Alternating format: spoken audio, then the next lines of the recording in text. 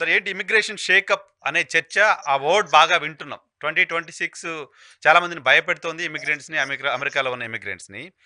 ఏంటి సార్ మీకు అర్థమైనంత వరకు, మీరు అబ్జర్వ్ చేసినంత వరకు వచ్చిన మార్పులేంటి? రాబోయే మార్పులేంటి పర్టిక్యులర్ ఇయర్‌లో? ఏం జరుగుతుందో? 2025లో 2025లో చాలా మార్పులు వచ్చినాయండి. డ్రాప్ బాక్స్ తీసేసిండ్రు. హ్మ్. తర్వాత $100,000 ఇంపోజ్ చేసిండ్రు. హ్మ్. తర్వాత H1B లాటరీ సిస్టమ్ మొత్తం చేంజ్ చేసిండ్రు. హ్మ్. ఇలా ఇంకోటి ఏంటంటే థర్డ్ కంట్రీ పోయి వేరే కంట్రీ పోయి మన దేశస్తులు అక్కడ పోయి స్టాంపింగ్ తీసుకోవడం బంద్ చేసిండ్రు. హ్మ్. సో ఇంకోటి స్టాంపింగ్ అన్నది ఇప్పుడు 2027 ఆగస్ట్ దాకా కొందరు దొరకట్లేదు అపాయింట్మెంట్స్. H1B H4 వాళ్ళకి దొరకట్లేదు. హ్మ్. తర్వాత ఎటువంటి అరెస్ట్ ఉన్నా కూడా ఎటువంటి పోలీస్ ఇంటరాక్షన్ ఉన్నా కూడా వీసా రివోకేషన్ మొదలుపెట్టిండ్రు. హ్మ్. సో ఇట్లా 2025లో చాలా చేంజెస్ తీసుకొచ్చిందండి. హుహు. హుహు. 2026 లో కూడా మన ఫస్ట్ పార్ట్ లో బాగానే చేంజెస్ పట్టుకొచ్చిండ్రు. అయితే చాలా మట్టుకు ఏమున్నాయంటే ఇవన్నీ చేంజెస్ కూడా అడ్మినిస్ట్రేటివ్ గా రెగ్యులేషన్స్ లేకుండానే తీసుకొచ్చింది అన్నట్టు ఇవన్నీ. ఓకే. రెగ్యులేషన్స్ ద్వారా తీసుకొచ్చే వాటికి టైం పడుతుందండి వాటికి. హుహు. హుహు. అయితే ఇప్పుడు వాళ్ళు ఫస్ట్ వచ్చిన 2025 నుంచి వాళ్ళు ప్లాన్ చేసుకోవాలన్నట్టు. రెగ్యులేషన్స్ ఇమ్మీడియట్ గా టక్కున తీసి రెగ్యులేషన్స్ పబ్లిష్ చేయరాదు. ఓకే. దానికి వాళ్ళు రిసెర్చ్ చేయాలి, దానికి అన్ని చేసి తర్వాత వాళ్ళు దాన్ని ఎజెండాలో పెట్టాలి. ఎజెండాలో పెట్టిన తర్వాత దాన్ని పబ్లిష్ చేయాలి. పబ్లిష్ చేసిన తర్వాత దాని కమెంట్ పీరియడ్ అవుతుంది అన్నట్టు. హుహు. కమెంట్ పీరియడ్ అయిపోయిన తర్వాత వాళ్ళని ఫైనల్ రెగ్యులేషన్స్ పబ్లిష్ చేస్తారు అన్నట్టు. ఓకే. సో ఇప్పుడు వాళ్ళ ఫస్ట్ ఫేజ్ అయిపోయింది. హ్మ్. ట్రంప్ అడ్మినిస్ట్రేషన్ ఫస్ట్ ఫేజ్ అయిపోయింది. ఏవైతే ఇమీడియట్ చేంజెస్ తీసుకురావాలో తీసుకొచ్చారు. ఓకే. సరే కొన్ని బర్త్ రైట్ సిటిజన్షిప్ అవన్నీ కొట్టేసిన అది వేరే విషయం. హ్మ్.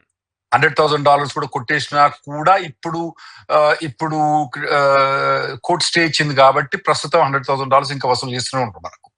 హుహు. అయితే ఇవన్నీ కూడా ఎగ్జిక్యూటివ్ ఆర్డర్ ద్వారా అడ్మినిస్ట్రేటివ్ చేంజెస్ తీసుకొచ్చిండ్రు. ఓకే. సెకండ్ ఫేజ్ అన్నది ఏదైతే ఉందో అది రెగ్యులేషన్స్ ద్వారా రెగ్యులేషన్స్ టైం పడుతుంది. హుహు. అవి 2026 నుంచి మొదలైనాయి మనకు. హుహు. నేను వింటోంది అందు సార్ ప్లీజ్. ఉమ్, మీరు చెప్పండి. నేను వింటోంది 5 సెక్టార్స్ సంబంధించి. ఒకటి సాలరీస్‌కి సంబంధించి, స్టూడెంట్ వీసాలకు సంబంధించి, ఓపీటీకి సంబంధించి, కన్సల్టెంట్ జాబ్స్‌కి సంబంధించి, గ్రీన్ కార్డులకు సంబంధించి.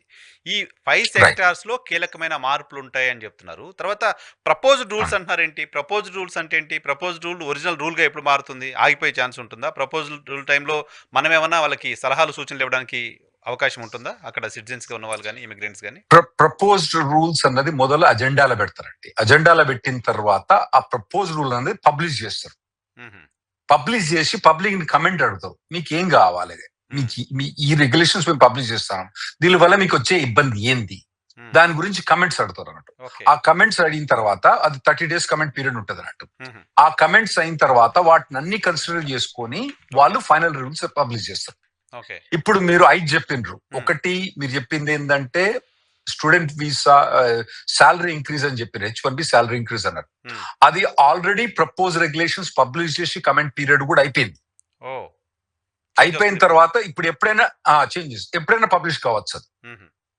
సో పబ్లిష్ అయినప్పటి నుంచి వాళ్ళు ఇమీడియట్ గానా లేదా with in 30 days certain time ఇచ్చి అది ఎగ్జిక్యూట్ అయింది. ఓకే. సో యావరేజ్ గా H1B సాలరీస్ అన్నది 20% ఇంక్రీజ్ అయితే అక్రాస్ ద బోర్డు. నేను ఓకే. యావరేజ్ చెప్తాను. ఓకే. తక్కువ 13%, ఎక్కువ లేకపోతే 30% ఉంటుంది. యావరేజ్ గా 20% ఇంక్రీజ్ అయింది. హుహు. అంటే ఇప్పుడు ఒక ఎంప్లాయీ ఉన్నారనుకోండి, అతనికి ₹1,00,00,000 జీతం వస్తుంది సాలరీ పర్ ఇయర్. హ్మ్. ఇప్పుడు అదే లెవెల్ కి అదే సాలరీకి వాళ్ళు డల్లస్ లో ₹1,00,00,000 వస్తుంది అనుకోండి. హ్మ్. ఇప్పుడు 20% ఎక్స్ట్రా అంటే ₹1,20,00,000 జీతం ఇయ్యంది అతన్ని ఎంప్లాయ్ చేసుకోరు ఎంప్లాయర్స్. ఓకే. సో దీనివల్ల ఏమైందంటే స్టూడెంట్ వీసా వాళ్ళు H1B పోవడానికి ఇబ్బంది అయింది. అంటే స్టూడెంట్ ఇంకోటి హ్మ్. H1B వాళ్ళు వాళ్ళ సాలరీ కనుక ఎక్కువ లేకపోతే ఇప్పుడు ప్రివేలింగ్ వేజ్ ఏదైతే ఉంటుందో డిపార్ట్మెంట్ ఆఫ్ లేబర్ అది కానీ దానికన్నా వాళ్ళ సాలరీ 20% ఎక్కువ లేదనుకోండి. హ్మ్.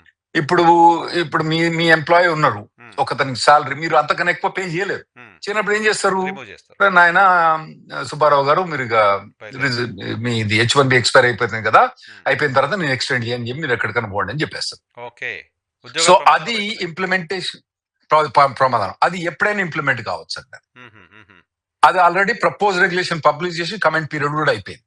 సో అబౌట్ టు ఇంకా మీరు ఇంప్లిమెంట్ అని. చెప్పింది next about to be implement. Okay.